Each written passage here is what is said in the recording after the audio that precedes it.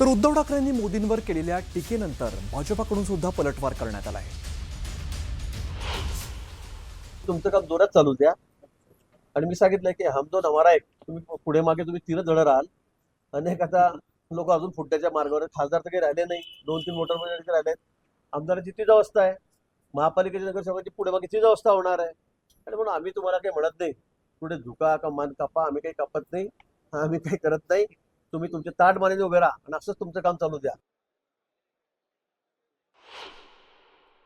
आदित्य ठाकरेंना काय आता त्याच्याबद्दल मी काय बोलू, त्याच्याबद्दल मी काय बोलावं आदित्य ठाकरेंबद्दल?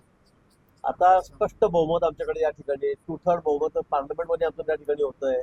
राज्यामध्ये तर त्यांचं काय, तुम्हाला माहिती त्यांचं काय राहिलं काय नाही राहिलं म्हणून। मला असं वाटतं की त्यांनी आमच्या बहुमताकडे न बघता आम्ही काय केलं पाहिजे काय नको यापेक्षा तुम्ही काय करा, तुमचा पक्ष कसा वाचवता याकडे तुम्ही लक्ष ठेवा।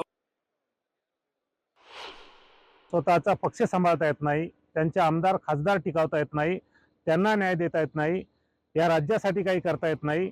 स्वतः मुख्यमंत्री झाल्यानंतर फक्त घरात बसून राहिले, त्यांना राज्य सांभाळता आलं नाही। ते उद्धव ठाकरे आता सन्माननीय देशाचे पंतप्रधान मोदीजी यांच्यावर टीका करायला लागले। उद्धवजी, पहिले आपलं राजकारण सांभाळा, पहिले आपला पक्ष सांभाळा आणि नंतर सन्माननीय मोदीजी यांच्यावर टीका करायची हिम्मत करा।